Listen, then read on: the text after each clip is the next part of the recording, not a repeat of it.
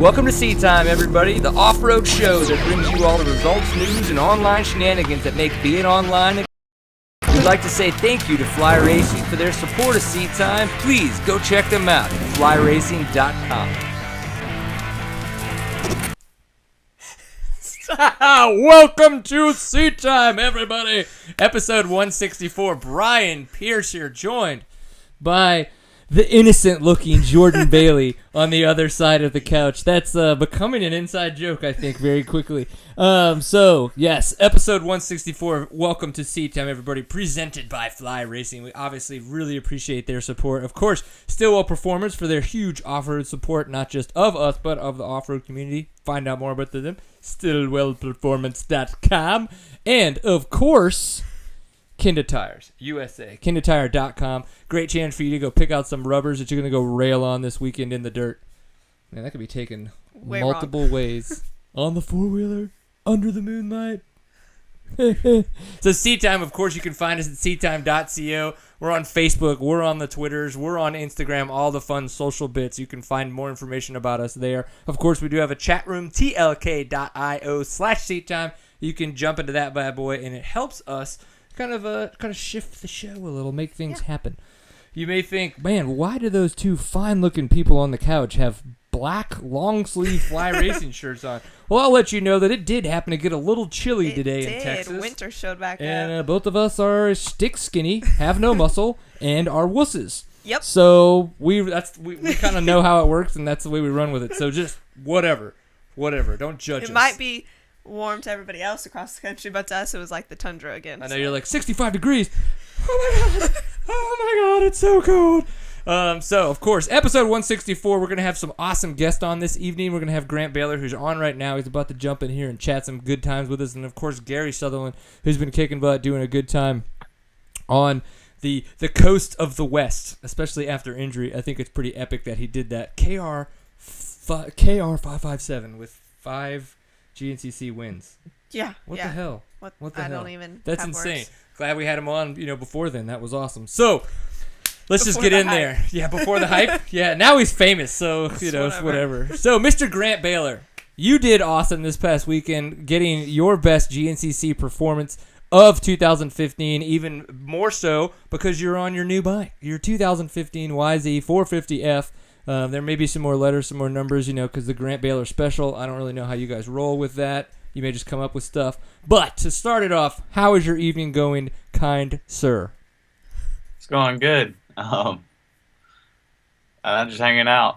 Yeah. Are you in just utter shock and disbelief that you're on Seat Time again, or you're just utter shock and disbelief that we are as goofy as everyone says? Probably that you're as goofy as everyone says. I don't know. Is it more intimidating in person, or do you think it's better over the internet so that way at any point in time you can just push the power button and walk away quietly? It's not. In person's probably better. See? Yeah, I agree. Sometimes I'm just like, I'm just going to leave. Yeah, like, yep, there he goes again, saying all that shit that doesn't need to be said in person. So we're just having good times. Well, dude, we could say you've had lots of changes. In the immediate timeline, that might not be the case, and that's what we're going to find out. But if we were to backtrack to November when the press release came out that said you were going to be riding for AmPro on the Yamaha, on a 450F, not on a KTM, which I think a lot of people expected of you at that point in time. That was a huge, big change, and we haven't really had a chance to talk to you about that. So kind of, if you wouldn't mind, let's step back a little bit and talk about that. How did that develop on your end?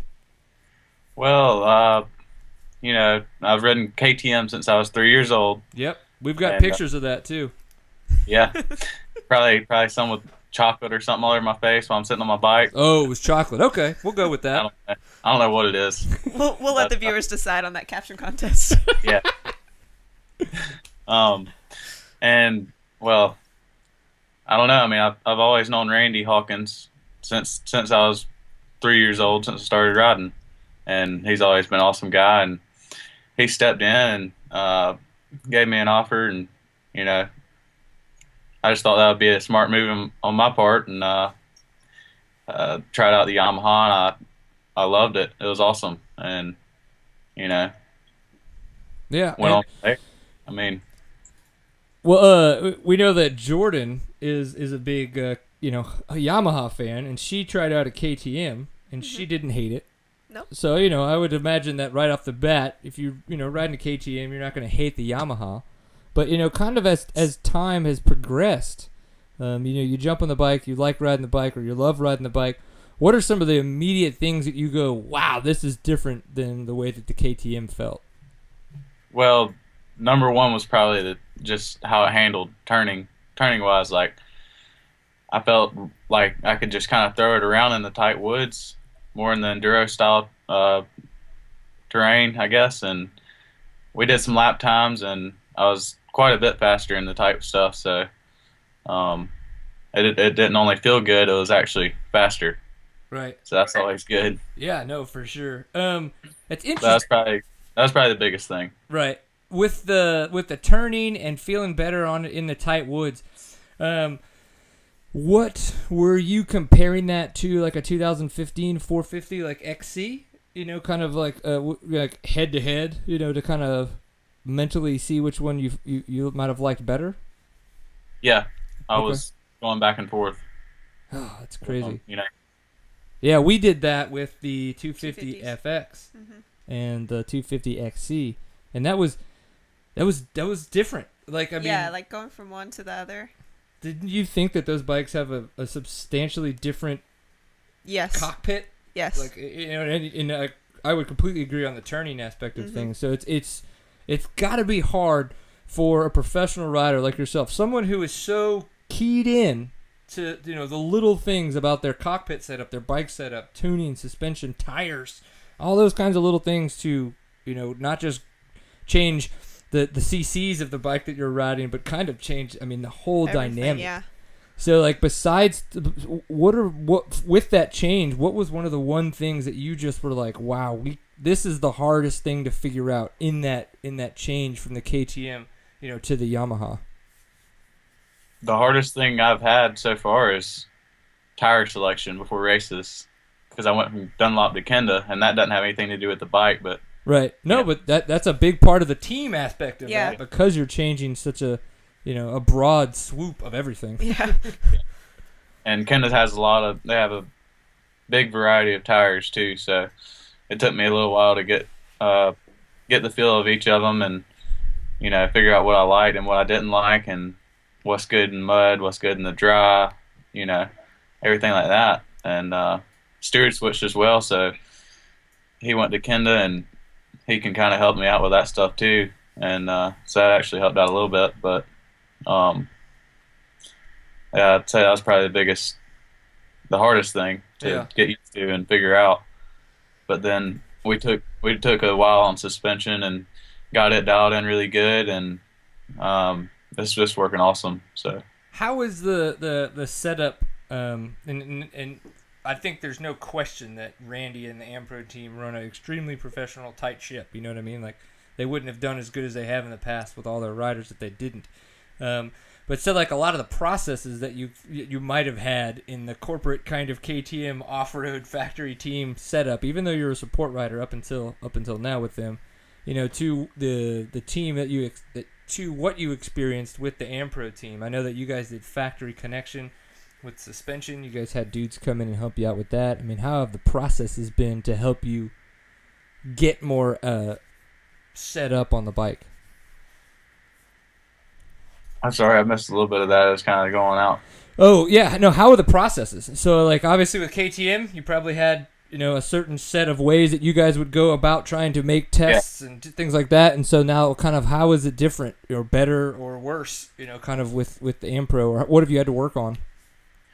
Well, when I was with KTM, just suspension, I ran Bart Hayes did my suspension with Power Source Graphics, and the KTM guys had those guys in California doing their stuff, and I went out there for a lot of that stuff, and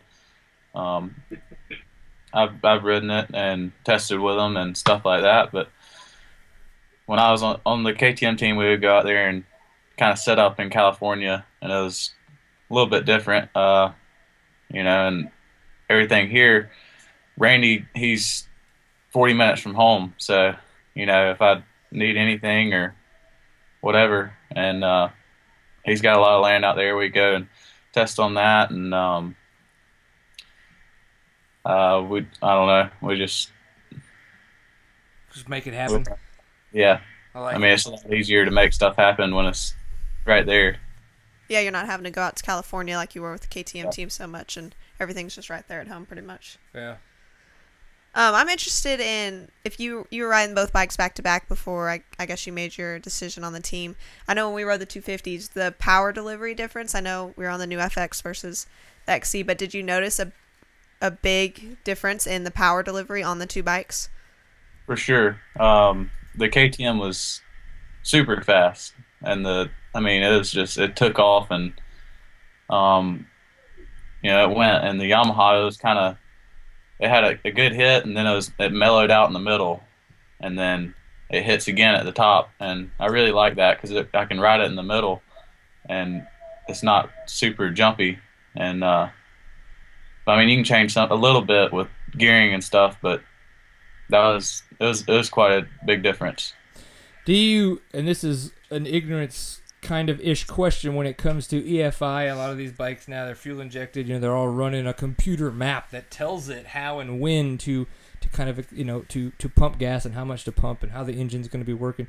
How much mapping have you guys played around with to maybe get to where you kind of have it where it's a little bit mellower in the middle where you enjoy riding it? Or do you feel that that's kind of like how it came stock and you're totally okay with that setting? I haven't touched the mapping. We run a Vortex ignition, or I think that's what it is, and that's the only thing that we changed on that. And they said this is the good setup, this is what everybody likes, and I haven't touched it, but yeah, I like it how it is. I'm not picky. Right. Yeah. That's one of the things I want to play around with on the 350. The 350 I got is kind of the different maps. I've never had a chance to really, I guess you say, play around with that. I get it mentally. How you can create a little bit different bottom end, you can create a different top end, when, and how decides it'll hit. But I think like feeling it, like somebody's like, okay, this map is this, and you could look at a diagram and you can kind of then, I guess transfer that to actually doing it and feeling it and being a part of it. Like I think that would make a huge difference in being able to understand it anyway. Yeah, One definitely. day being able to play with it. Have you ever had a chance to? No. Ignition map testing? No, not really. Man. Us and our carbureted bikes. I know. One day you'll be on an FX. I'll get there. One day you'll be on an FX. If Keith Obermeyer's watching, hopefully he'll get you one. One day. We even got Grant giggling on that one.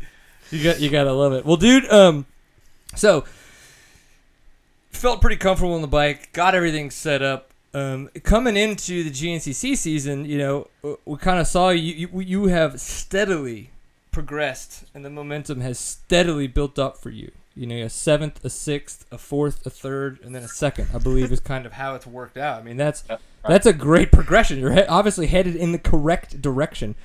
So, but what has caused that? And I don't say cause that in a negative sense, but kind of like take us through the first couple rounds. Like, why do you feel you might have been, a 7th and a 6th place guy? And then what have you kind of changed to elevate yourself to where you're now, fighting against Caleb Russell for a majority of the GNCC events? Well, I came into Florida and I wasn't feeling 100% prepared, but, I was kind of nervous, and, it's my first real XC1 race, and I was on a new bike. And, I was so nervous, like on the starting line, I dumped the gas before the bike even started. I couldn't even get it to fire, but, sounds like one of my first nights at college, except it was with a chick. Yeah. Sorry, Jordan. You don't innocify me all that well. Not completely yet. We're working on it. All right, continue on, Grant. I did not mean to dirty up your story with me. All right, and then, well, I was kind of struggling all that day, but I'm not a big fan of the sand, and I was just going to get through it, and came out with 7th but I wasn't happy with it. And we were going into Georgia the next weekend, and it's my favorite track, and I was expecting to do better than 6, but I was catching up to the guys and had a bike issue that overheated because the mud was clogged up in the radiators and stuff, but lost a little bit of time there, and then ended up 6. And I just kind of said, can't go backwards, I can only go forwards. Yeah. I'm already in the back, and so Still Creek, just kind of got through with it, and I was feeling good. Kind of started with the lead group, and I wasn't quite as nervous. Every race I felt better and better on the starting line. Just been a lot more calm, and just feel more ready. I feel prepared, and got through Still Creek with a 4th, and went with a couple of the guys, and almost ran Thad and those guys down the last lap. I got pretty close to them, so I knew I had the speed, and I just knew I needed to put it together in the beginning and kind of get up there in the beginning. But then I went into Big Buck, and I was dead last off the start, and I just told myself I need to get up there and make something happen quick. So I was struggling with arm pump too every race pretty bad, and now that I'm starting to calm down, I'm not getting as bad, and I'm kind of pushing through it. And I moved through the pack pretty good at Big Buck, and it was my home track. It's 40 minutes from the house, hour from the house, something like that. Right. And I was feeling pretty good that day, and got to ride with a couple of the guys, the top guys, and caught up with Josh on the last lap, but couldn't make anything happen there, and ended up 3rd. And then, like I said, I knew I could do it, so I went into Indiana last Sunday, and I said I need to get out front, and that's what I did. I got to the first turn first by quite a bit, and kind of overshot it a little bit, and Jordan and Caleb squeezed by me, and then Caleb went down in the second corner, and it was all fresh trail, so it was completely rerouted because it was so muddy from the day before. Oh, right. And I didn't really even want to pass Jordan, and Josh went by us as soon as we got in the woods, and we were just kind of following Jordan, and they overshot a corner, and I barely overshot it, and Thad got by me, and then I jumped in behind Thad, and we were all, 7 of us were within 10 seconds for the first half of the race or more. It was pretty intense, and then eventually me and Caleb just hooked up and started pulling away from the rest of the guys, and I was feeling really good, and he got me a little bit there on the last lap, just kind of put his head down and pulled away from me, but it was quite a confidence booster, and I'm just telling myself next race I need to go one position better, and that's what I've been doing, and hopefully next race I'll be in the center of the podium. Yeah. Yeah. If the way it has been progressing is anything, then that seems like it's definitely possible. Yeah, I definitely think you're well on your way. What do you think it's going to take to beat Caleb?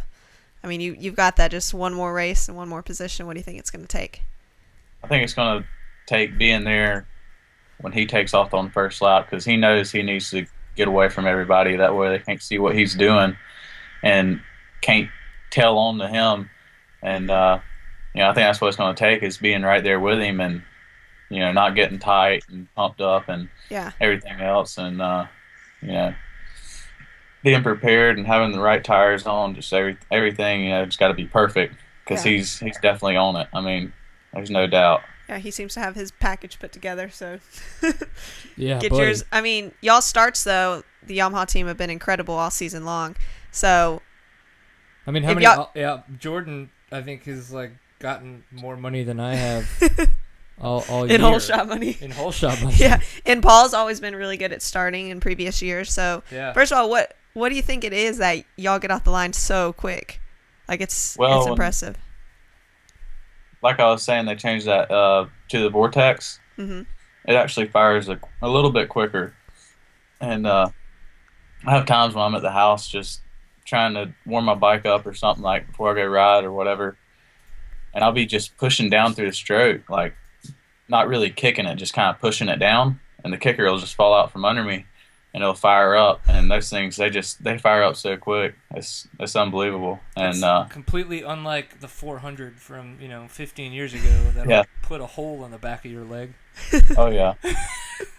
That's awesome. Before auto decompression, those bitches. Oh man. I mean, mainly it's just, I don't know, the bike stock will start fast. Yeah. I mean, other than that, it's just having your timing down. We practice our starts quite a bit, so that's what it takes, I guess. Yeah, and do you think that the KTMs have electric starts, right? Correct. Do they have kick starters on them? The 350 does not. Does not. See, the 450 does not either. No. Okay. No. See, I've always thought if you kick it, you're going to start faster than the button. Almost always. I mean, they start the button fast, but I don't know. You just can't beat it. You got to think about it. Like Caleb Russell is on 350, and he's gotten several whole shots. He's got a whole shot. Yeah. He obviously hasn't gotten as many as Jordan Ashburn does, but he's gotten one at least. Yeah. And he's always up front. He's always up there. Yeah, definitely. Like, so it's fast. There's something with that bike that they have got super dialed. Yeah. For starts, because not only is it's electric start and at the 350. I mean, it's pulling some horsepower. Yeah. Yeah, my 450 last year in Indiana when I ran XC1 actually started up really quick. I think I was third around the first corner. I mean, they got those things. They go into it and change it all up and get them to fire up really quick. Yeah. So. You know what's funny? I didn't even think of this while we were going through show notes or anything like that. But you, XC2 champion, move up to the XC1 class. How much did you laugh your ass off at that video somebody made about Jason Thomas and Shane Watts going back to the XC2 class? I thought it was pretty funny. That was funny as shit. I had so many people asking me if I made that video. I didn't. If I had, I would have claimed it. Because that is, that was some fantastic copywriting. Like, whoever went into that, it was amazing. So it's just like, holy crap. So, was that not the funniest shit ever? Yeah, it was pretty funny. Yeah. And what sucks is they took it down like the same day. I mean, if you didn't see it within those couple hours it was up, you didn't see it. Yeah, it was. It was like Facebook wanted to just. I don't know. Facebook wanted to tell me something that day because there were. I think at least 10 people posted it on my timeline within like 30 seconds. So it was just like bling bling bling bling bling bling bling bling. Like it's like Facebook was making music for me on my phone in a light show. Must see with what all this Facebook shit. Yeah, wants. I was just like, okay, whatever this is, I need to look at it because people are trying to tell me something. Yeah. And it was funny as shit. So do you know anything? And again, I just totally thought of this. Do you know anything about this said loophole that Jason Thomas could come back and race in the XC2 class? For next year, you mean? Well, no, because he's racing the XC2 class now. You Yeah. know? So, and in that video, they were like talking about a loophole, I think. Yeah, he found the loophole is in like, it says you can defend for 1 year and then you have to move up to XC1, in the rule book. And then the other rule says something like, if you did not finish top 10 overall in the previous year, you do not have to run XC1. Huh. But it doesn't ever say you can't come back to the XC2 after you won it. Doesn't say that now. Yeah, it does. It does now, as of next year probably. Yeah. Interesting. And even with the wording of you can defend your title for 1 year and then move to XC1, it doesn't really say that it has to be that next year. Like if he moved straight to XC1 and then said, hey, you know what? I want to defend that title I got several years back. It's like it's not really defending, but... Well, I mean, he did defend it. And okay, he did defend it a year and moved up? Yeah, okay. Grant got him last year. Okay. Yeah. I won it 2 years, and so if I finish 11th overall or worse this year, I could move back to XC2. If they didn't change the rules. If they don't change the rules. That's what I'm saying. We'll see. Okay. We'll see. I mean, if you go back to XC2, don't go back to do XC2. it. Don't do it. Not fair. Well, cool. Well, before we start to kind of wrap this up, we did talk a little bit about the 250 FX. We wanted to know if you had a chance to ride one. And I know you've probably been focusing on your 450, obviously, with the big changes and stuff like that. But if you've had a chance to ride one of those FXs and what you might have thought of it. I've ridden the FX a few laps. I rode Austin Lee's. He was staying at the house for a while. And really, his setup was just goofy. I didn't like it. But it's good. What does that say about Austin Lee? Yeah, he's got his mohawk and everything. I don't know about all that. But Sounds like it should be on 4 wheels. Yeah, how old are you, by the way? Grant, you're 20, 19? I'll be 18. You're 18. Not even 18. Oh, man. It's so funny. It's like he's got that mohawk. I mean, I don't know about all that. Sounds like he'd be like my 60-year-old grandfather or like 75-year-old grandfather or something, like saying stuff like that. I love it, man. You're such your dad, and like it's hilarious. Minus the beer in your hand, because you can't do that yet. Yeah, but I rode it. It was pretty good. Maybe with a different I setup. would like to get one. I'd like to have one, especially for like the Tennessee Knockout and stuff like that, to do it on or do on it. Mm-hmm. And yeah, but I've ridden the YZ as well, and that bike's awesome. Yeah. Now that we've had a chance to do the KTM XC versus the Yamaha FX, I think it would be even cool, and we didn't have a lot of time. That's why we didn't get a chance to do something like this, but it'd be really neat to do a comparison between all three of those new bikes. Well, the YZ and its updates, but then the YZ to the YZ FX, then to the WR. To really kind of see what that line, because the same thing, like if you're on the SX, the XC, or the XCW, you get a very different feel for bikes that are essentially the same bike. Yeah. It's just a lot of internal differences when it comes to suspension with dampening, and then on the engine and the transmission and all that blah, blah, blah. All that technical stuff. So, but that would be really cool to be able to do that. Yeah. To ride those bikes back to back. Maybe in Colorado this summer. Maybe. If Keep Obermeyer is listening. Maybe. Maybe. Well, cool. Well, what? So you got some GNCCs coming up. Are you going to be doing any more national enduros? Yeah, we got one, and I couldn't tell you when the next one is. Maybe 3 weeks. Okay. I don't know. Right on. I don't even know where it's at. You just load up and go. I just go. You're like, Dad's like, get in the car, and you go, yes, sir. Yeah, pretty much. Dig it. That's the way it should We be. got a GNCC in 2 weeks. Yep. In New York, and it's a new track, and yeah, so I don't know about that, but I've been doing all right, and the enduro is not happy with my results, but I'm doing better than I was last year, so I know I can do better than I'm doing. I had a pretty tough day in Tennessee. I was kind of just struggling, crashing, and all that stuff, but other than that, it's been going pretty good so far in the enduros, and won some tests, and 1 or 2 of them, I don't know, but they canceled Texas, which was the second round. They canceled that. I was looking forward to it. I know, man. Broken hearts over here. I know. We were too. I know. We would have loved to have hung out with you. Would have been awesome.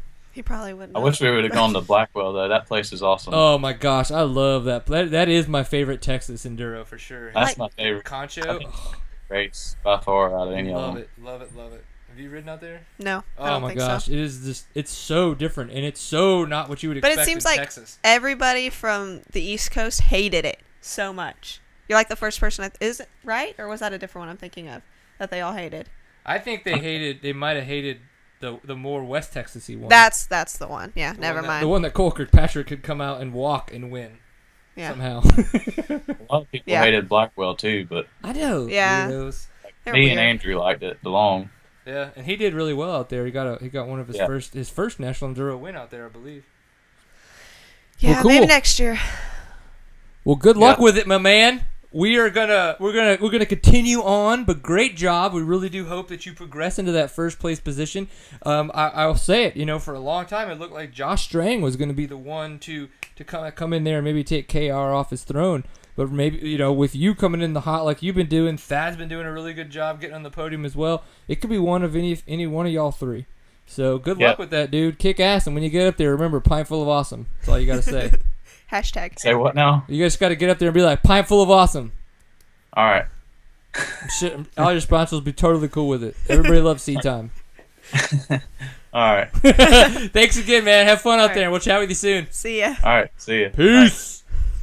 All right. Well, we're going to get Gary Sutherland roped up and ready to go. But so you guys don't realize, last show we did get a chance to do the Pint Full of Awesome Award. And that is just huge thanks to our big, huge, presented by sponsor, Fly Racing.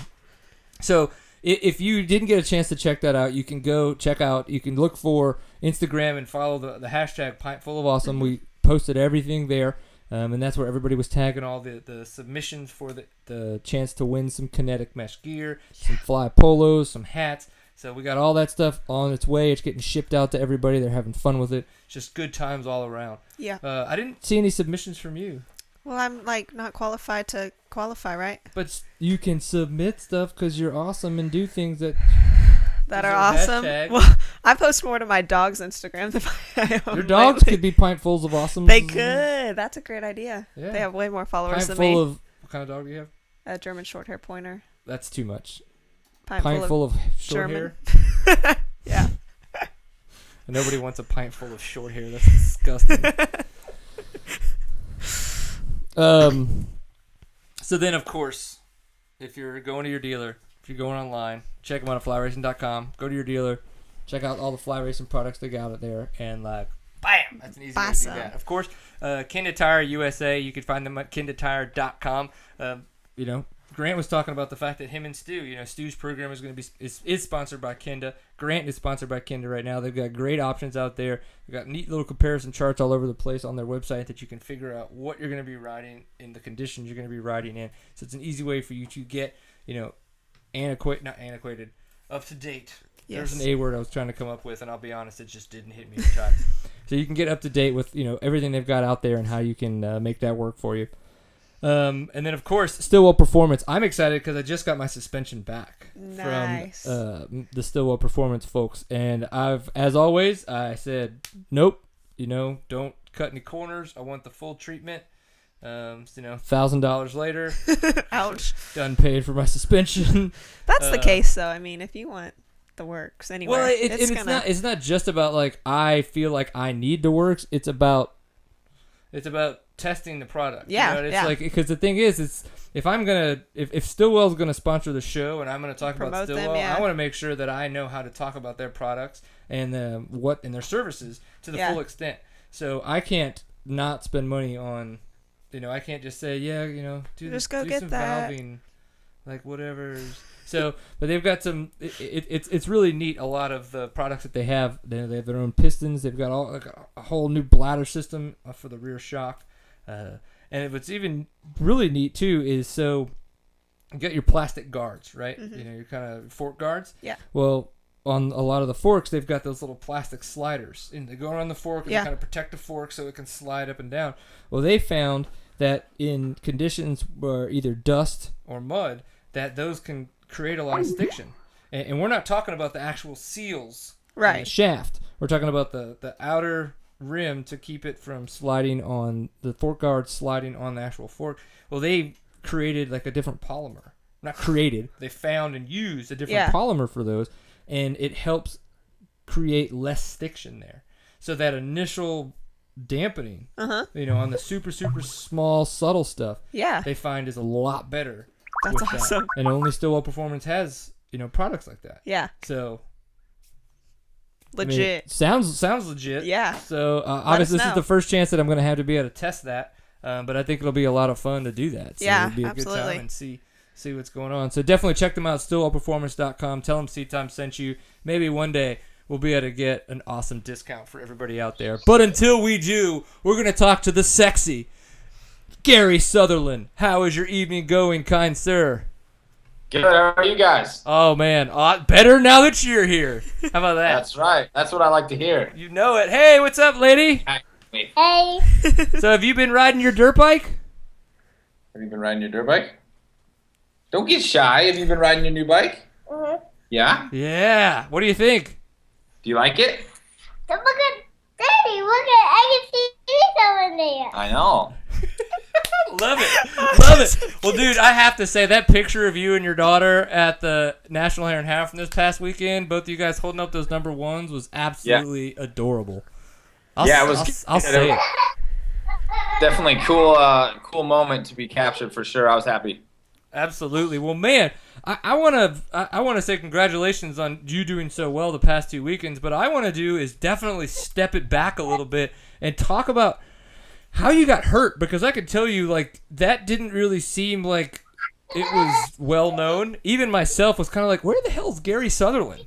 And I'm a troll. Like, I figured shit out. And all of a sudden, they're like, oh, he's back winning WORCS from his injury. I was like, okay, well, now I at least know he was injured. So kind of take us through what happened, where the injury happened, and kind of like your recovery and all that stuff from it. I was at the second round in Barstow, and I got a bad start. And I was coming through the pack and made just a minor little mistake and came into a sand wash too fast. And when I came in, my wrist, like, I let off the gas and I hit like a curb, and my wrist folded in the impact. I didn't even wreck. The impact alone broke a 2 millimeter chunk, like layered a 2 millimeter chunk off my forearm. Whoa! And Holy cow!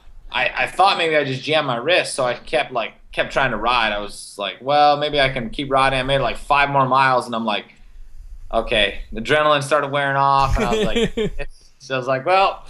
And of course, in a hare and hound, you're out in the middle of nowhere. So then I had to ride for another like 45 minutes to get back to my pit. And so after that, we just spent 4 or 5 weeks pedaling.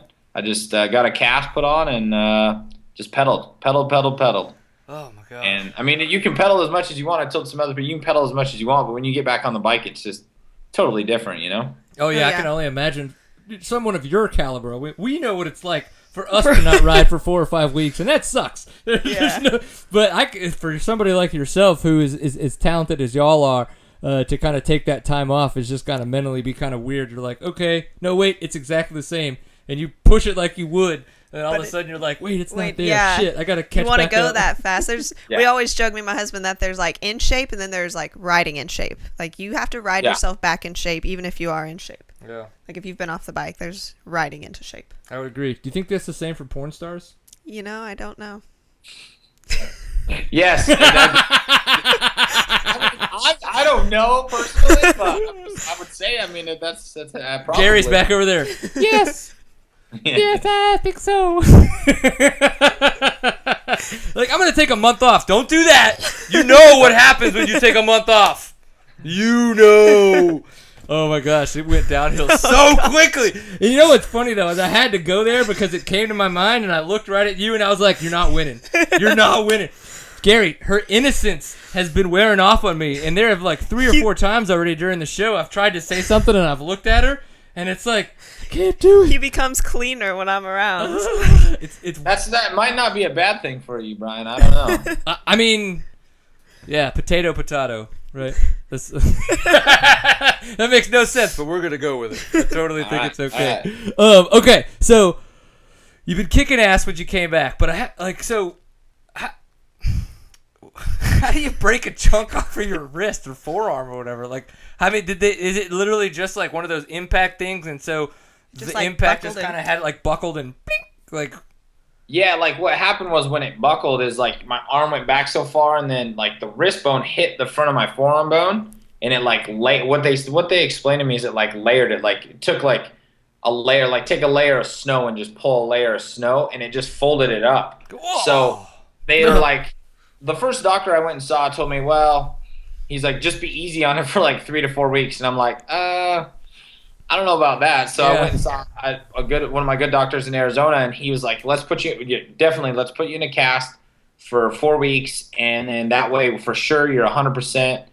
And of course, typical racer that I am, I cut it off after 3 weeks, but I did it right though. I cut it off at 3 weeks and then just really started working on that next week on mobility because I didn't want, I wanted to come back and race. I mean, I'm not 100% right now. Even my wrist is very sore, and I definitely, I feel it every time I ride and race. And I'm a little timid on some things like hitting, but I wanted to come back and race, and I wanted to come back and win. And so sometimes you got to put up with a little bit of pain. So, man, and when you did, so literally come back from injury and get the win out of the WORCS event, and then of course this past weekend at the National Hare and Hound. So I don't know how far this takes you out of contention for either one of those, to be able to back up your WORCS title or to be able to get a National Hare and Hound title. Probably just need some really good luck on your side for other people maybe that are in contention to not gain as many points at a round. But what was the WORCS like for you? Tell us about how how your injury felt, how you were feeling out there, the race with Robbie Bell. Obviously, it seemed like you guys were having a fantastic race. Yeah. And then I think we saw some cool video footage of him going down. Obviously not cool that he went down, but it was like one of those video footage you're like, whoa, shit, that hurt. I'm glad it wasn't me. Yeah. No, it was good. I came back into that race, and I like Sand Hollow.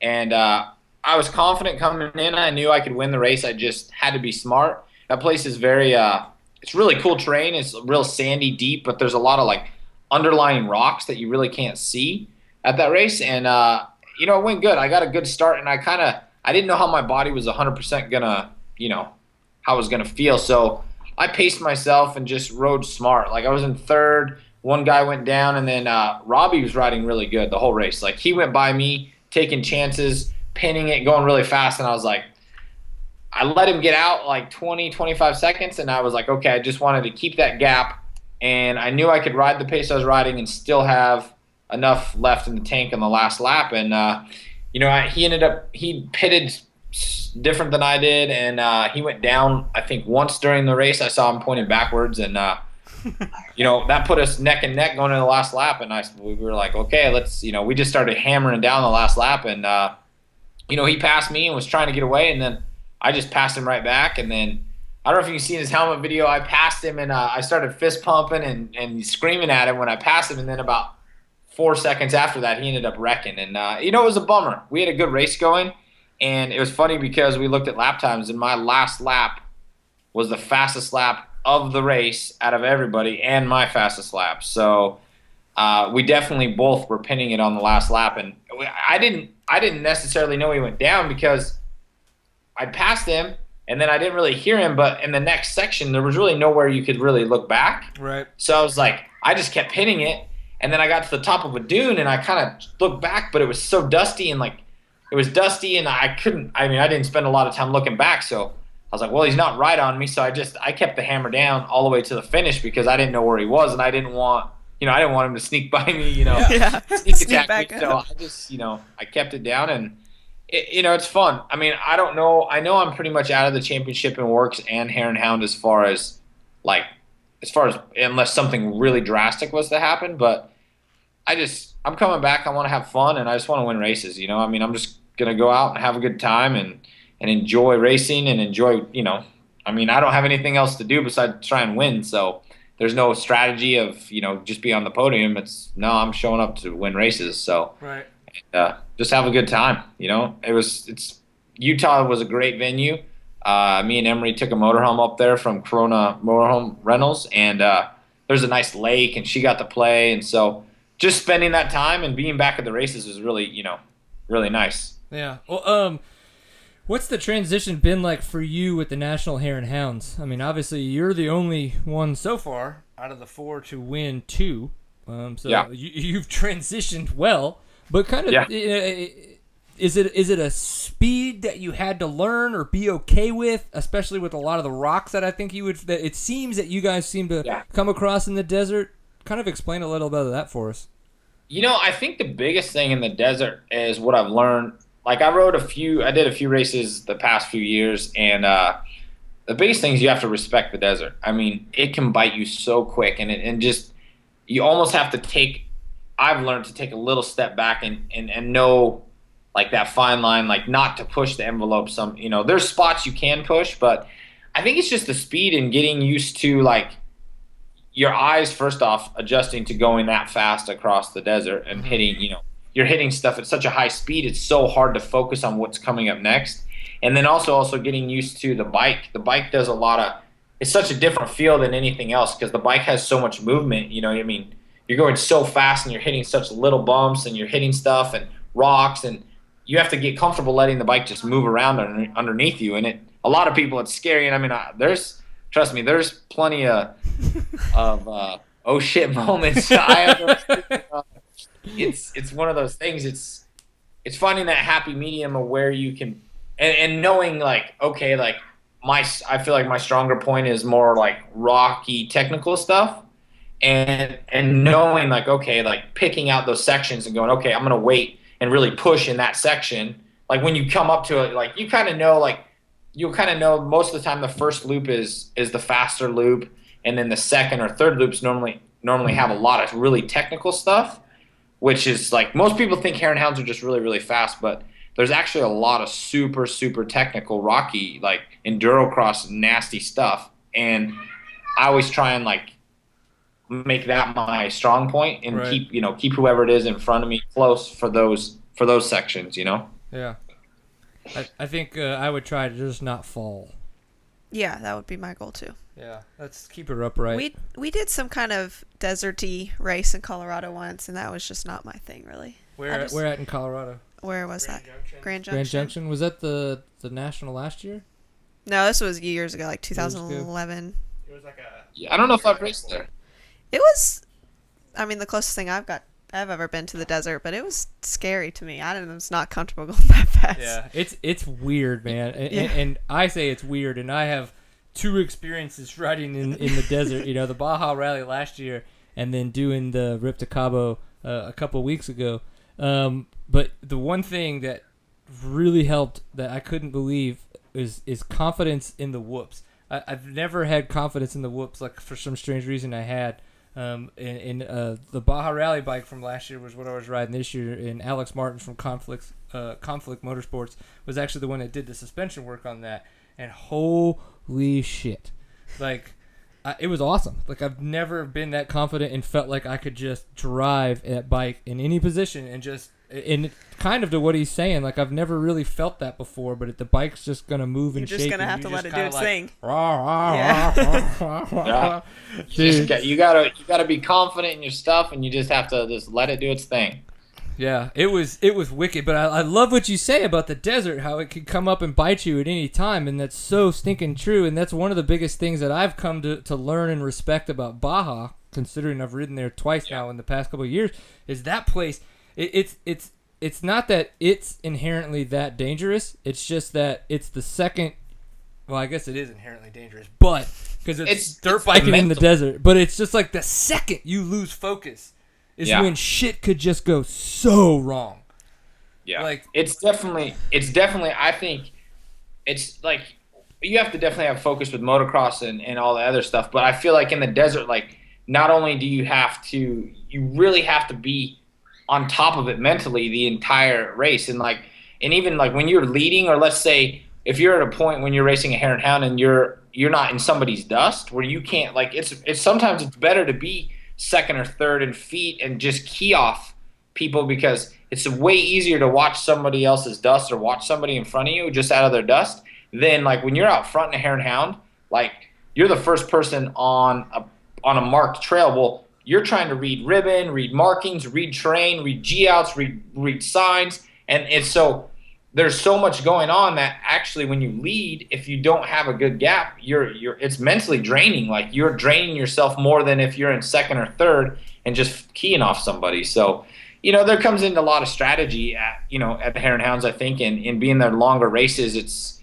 it's just learning to be able to not get, as a racer, you always want to be in first, and you always want to, you always want to try and win by as much as you can. But sometimes that's not always the best thing to do. Sometimes you have to, be smart.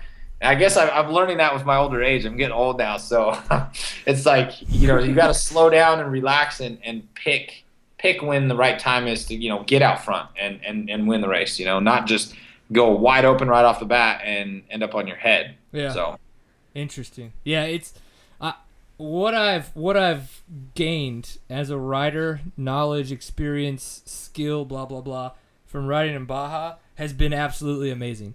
It's one of those situations, Kurt Caselli, I was a huge fan of his. He was on the show a lot. We talked about the type of racing he did, and I always heard him and a lot of other guys that came on talking about Baja. Never understood it. I promise you, it opened my eyes that it's like I want to do more desert riding because it's such a different experience from anything else that I've done. Though I still enjoy the tight technical single track, the going out to the Bajas and what I can only imagine is some of the deserts that the Hare and Hounds are on throughout the West Coast would be epic to get a chance to head out there and do that. So I can't sell semen anymore because I don't produce sperm, but I'm sure there's other bodily fluids that we can figure out a way to get rid of financially and make it to the West Coast. Or maybe a different way. I'm sure you can figure out a different way. Man, you guys are talking me off the ledge here. I mean, I'm right here. I'm ready to go. Let's do this. Take my plasma. Whatever. Let's make it work. And you guys are like, nah, let's. I'm totally down to get to the West Coast, just maybe in a less medically. We're not gonna lot lizard ourselves out. Right. I'm gonna need all of my body. What's that? I said I don't know what's worse, lot lizard or selling your semen. I'm not sure what's worse. Well, if I sold my semen, everybody would be pretty disappointed because it wouldn't. I mean, that's shooting. You'd still be stuck there, is what you're trying to say. Shooting blanks, and I'm pretty sure my wife would be pissed off. So. Oh man, it's just all good topic. That was a good topic right there. How did that even happen? So one day, when people are wondering how they can become a professional racer and make a living at doing this, they're gonna be like, well, I could try to sell semen or bodily fluids, maybe become a lot lizard. Well, I mean, just think about it. If a guy's out there as a lot lizard, he's probably going to give some handies. It might be good for calluses. I mean, I'm just saying. We're just going to let you take this one on your own. I don't know what you do in your spare time, but I think you got it all wrong, man. I think you're doing it all wrong. If you're getting calluses...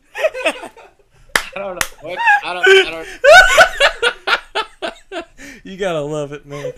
Oh gosh, train wrecks on this show. I need to go home now. Best to watch. I can only imagine being a bystander right now. Yeah. Poor people that are watching this. Just so you know, my mom is watching this. So sweet. Well, I think she's the first person to ever click the like button on Facebook when it's the perverted stuff. So. You're welcome, Gary Sutherland's mother. How about that? Now she could go to sleep happy and dreams of the craziness that would go on if Brian Pierce tried to be a professional dirt bike racer. Oh, I know. So, Endurocross is coming up. Is that I don't think it's been in your wheelhouse this year. Is that going to be something that you're going to be able to make? Unfortunately, this year with my deal with KTM, I'm not really I can do Endurocross if I'd like to. It's just right now everything's kind of conflicted. Like this weekend we have a race in Utah and Vegas Endurocross the same weekend. So, I mean, I have I don't have the resources to be in two places at once, basically. So, yeah. If at the end of the year I can get to a couple after the Hare and Hound and Work Series, then yeah, I'm definitely. I love Endurocross. I raced the last 6 seasons of it, and it's kind of weird to not be at the opening round and not be at Vegas. I've been at Vegas for the last 6-7 years, so yeah. Definitely kind of a bummer because I love that crowd and I love those people, and they've always been good to me and helped me get where I am today. But I'm enjoying racing Works and Hare and Hound, and if you guys want, keep looking. As we speak, there's a press release coming out about some stuff that's going on later on this year. So I have some more things in the works right now that should be coming out here in the next actually few hours. So stay on your computer because you're gonna see something. Awesomeness. All right. Well, when we get done with the show, I'm gonna send you my email and make sure that whatever list this is supposed to go to, that I can be put on that list. Oh, it's not just an email. It's gonna be, it's a big thing. Oh. Yeah. I like big things. Like more than 6 inches big? I gotta get on this. So just so you know, Is that the person who's supposed to be sending it right there? We have a surprise guest. Is that Chris Kiefer? It is Pulp MX's. Hey, what's up, fucker? So much low-hanging fruit right now. I can't sit there and listen to all this shit because I want to get it on too. He's not going far enough. I'm on your side. Like, I would be talking more about the handies and the lot lizards. He just gets red. He's like, I know Chris has got older kids than you do. It's like, come on, he knows it's like it's okay to talk about this. They're gonna learn about it one day anyway. His mom knows how he is too. It's okay. Hey, the problem is what I don't understand is Seat Time is more than happy to have moto guy Chris Kiefer on, but Pulp MX doesn't have any off-road Gary Sutherland on. So well, they did have Caleb Russell on. And Yeah. I asked, and just because I had to do it, I was like, and you noted that Racer X blew it up, or GNCC and Racer X blew it up that Caleb Russell was on Pulp MX. So I go, hey Jason, just out of curiosity, is there any chance that we could get a little bit more love when we have GNCC racers on Seat Time? And he goes, well, it's kind of like, your local TV station versus the national TV station. He's like, you're the local station because you're off-road in the off-road world, where they're the national news in, and I was like, I get it. I just wanted you to say it. Thank you. Like, so we're all fucked. Yeah, exactly. We get that same shit with Dirt Rider too. Like, oh, we're off-road guys, but yet we sprinkle all kinds of stuff in our magazine. There's no way I'm ever gonna race you on a motocross track. So you're not just an off-road guy. Truth. who's that? Me? Neither of you guys. Yeah, he definitely can ride moto. So I don't know how to jump. I don't know what motocross tracks are all about. I'm just a desert guy. all right, I'm out of here. I just wanted to say I'll have all the sexual innuendos. I'll let you back to Gary, but good job. Thanks, boss. Hey, and Hey, it's funny because now that we're at your house, Chris Kiefer looks way better on the screen than he did at his own house. I would actually kiss him on his cheek right now, but he'd probably punch me. I mean, other weirder things have happened on this show.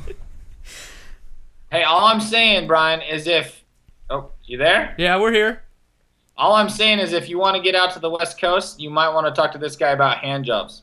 Just saying. No. This might be your... Hey, don't let be Gary mess you up because I helped the guy get dressed and like He doesn't help me. I put his whole program together. This guy couldn't give a handy till I taught him how to do it. Okay, guys. I'm a man. I know what a man likes. Come on. Well, you two can enjoy each other's manliness, or that's unmanly, actually. Yeah, like, hey, let's compare calluses because this week has been rough. Sorry. What happened to the level of innocence that I brought? It's just like She's just gone. quiet. She's like, I don't want in on any of this. She's like, nope. She would literally have her fingers in her ear, but unfortunately the earbuds are there, so she doesn't really know when we're ever going to get back on track. I think I'm gonna send you guys some earmuffs. So anytime we get into this, out of respect for her, I just say earmuffs, and she just puts them on, I like it. and then we're good. I mean, then you can talk about whatever you want. I'm down. I think that's a fantastic idea. I'll So send you. we could easily, just keep this foray going into what I would typically call my Thursday evening show, where we continue the porn star lot lizard kind of handy avenue, or maybe talk about some more dirt bikes. So however it goes. So the KTMs that you've been riding, obviously, you're kind of on a support program, but you do have support, which is awesome to see. What do you think it's going to take for you to kind of maybe pick up a larger ride next year? And has there already been discussions about stuff like that?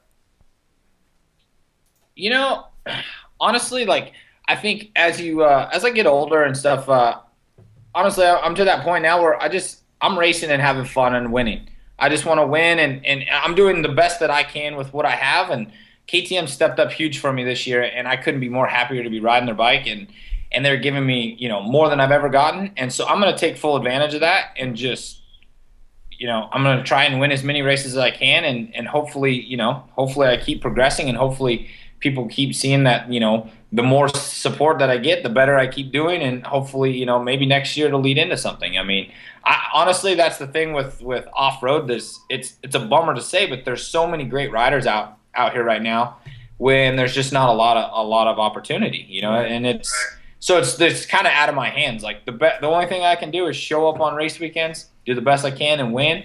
And at the end of the day, at the end of the year, I mean, I'm definitely hoping that I can pick something up that's, you know, a little more support. But I'm super blessed with what I have right now. I mean, I'm being able to, you know, enjoy time with my daughter, go racing, win, and I mean, KTM's giving me the tools I need to win. I mean, the suspension's good, bike's great, and you know, I got a good mechanic and good people around me, and I got to put up with Chris Kiefer all the time. But other than that, that's by choice. Good. That's by choice. I don't know. He kind of you know, he just kind of he's got to kind of have a little off road, you know, in his program, because he does work for Dirt Rider, you know. So he's like, well, I can't totally be all moto, so that's where I come in, I think. He just comes over, gives you a handy every now and again, and that's his off road. No, that doesn't happen. I'm from Montana. I don't know. Oh, you're from Montana? You mean Montana? Yeah, Montana. Mm-hmm. That's right. I don't know that that's what it really means, buddy. But so I want to. We've talked about being focused and in the desert, all that kinds of fun stuff. And luckily enough, somebody in the chat room totally called me out of my moment of not being focused in the desert 3 weeks ago. And I wanted to know if you saw my video of me hitting a cactus on the Rip to Cabo. I didn't. I guess we're not good enough friends, man. You don't send me that stuff, or what? Oh, whatever. What's up? What's up with that? Do I? Okay, I'm the guy that runs a half-ass, off-road show on the internet. The last thing I need to be doing is sending people links every time I post something, because then no one's gonna ever fucking pay attention to anything I say. Well, why don't you send me the link? I mean, you said it's just this little seat time radio. You must have plenty of time on your hands. Send it over. I know. This is all I do. God, life is horrible. No, it's epic. It's the stupidest shit ever, and it's that absolute point of losing focus when you shouldn't be losing focus. And I brushed through a big ass cactus, and it hears me screaming, and then you see guys helping me pull the needles out, and it's pretty funny. You kind of underplayed the screaming. There's a lot of screaming. There's a lot of screaming and a lot of curse words, and just I bleeped out the bad ones because there were a lot of them. But yeah, no. So we're obviously talking about it in the show. We don't have it queued up. We would just go ahead and play it if we did, but you can find it on our YouTube page. It is there. It is literally Rip to Cabo 2015. Hitting a cactus sucks. Don't you worry, Gary. I will get you that video, and then you can make fun of me for losing focus while riding in the desert. How about that? Hey, we all do it, man. It happens. Nobody's perfect. Thank you. Thank you. I'm tired of living up to these unreachable expectations. I mean, not even myself. I'm not even perfect. I mean, geez, I make mistakes too. You know, like once a year? Yeah, like breaking your arm and don't even wreck. I mean, that stuff happens. It's because you're just awesome. Just awesome. All right. Well, you have fun out there. Big thanks to Chris Kiefer for showing his mug as much as he can, because we can only take so much of that ginger, to be honest. He does better on radio. When you can't see his face, it's a lot better. Yeah, he definitely has a face for video, face for radio, for sure. Yeah, definitely a face for radio. I got a face for TV, so that's my next career path, I think, is acting. Something like that. Yeah, I mean, well, seat time. I mean, I play it down. Seat time's actually fucking huge. I know. And I'm pretty sure. So. Yeah. Who's on next? Grant? Grant? He was on first, because he was East Coast. Now we work at East Coast Riders because it's later for them, and then you guys. I mean, hell, the sun's still up where you're at. So. Oh yeah, I haven't even ate dinner yet. I'm getting ready to go have some dinner right now. Right on. And it's like bedtime over here. I know. I'm about to go to sleep. Finish that beer and you'll be ready to go to bed. I got one more. That's the cough syrup there. Nightcap, buddy. Nightcap. Well, dude, super appreciate you coming on the show. You're one of those guys that's always fun to have on. Obviously, because of your sense of humor, you're down to earth. You are like the working man, badass racer. More guys, I think, should want to be like you than some of the other professionals that are out there that are, they're good, they're talented, but I think the level of effort that you put in and the smiles that's on your face and your daughter's face while you're doing it is just epic. So thank you for what you're doing, for being on the show.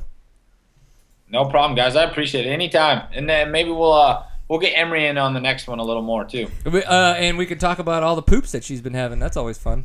Oh, you that kid, hey, just so you know, if my daughter, she's trained in the desert, out of the blue, at the race this weekend, we get there, she goes, Daddy, I got to go poo-poo. And I go, okay, hold on.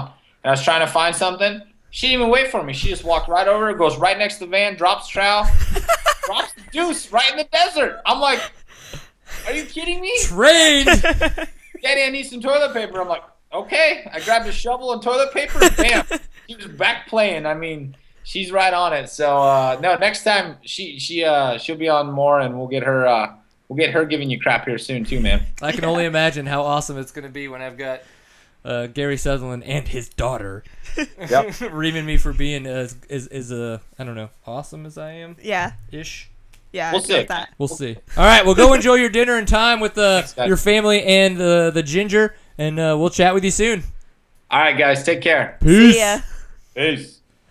Yeah, I love it when that guy comes on. It's just so much fun. He just opens up a side of me that most people probably don't want to see. Yeah, well, if they tune into the show, they had it coming. Yeah. I mean, Sorry? not that that's a bad thing. That's true. That's a good thing. We're fun. Yeah, And we shower. usually. I mean, a little bit of spit in a rag, make stuff happen. Deodorant, I mean, that stuff. Yeah, you That can stuff's apply good deodorant stuff. like 2 or 3 times a day, right? Absolutely. Or every other day. Yeah. Whatever. We'll make it work. So for us, unfortunately, I'm trying to think about what's next. We've got so many things going on. I've got family birthdays, and then we've got Mother's Day coming up, and then after that, there might be a weekend to go ride, and then the weekend Maybe. after that, there's definitely not a weekend to go ride, And then it's hot. and then it's hot. There's a small chance now that Papa Pierce and myself might be at the Lakewood National in Colorado. So definitely, if anybody thinks that they're going to be at that event, let us know.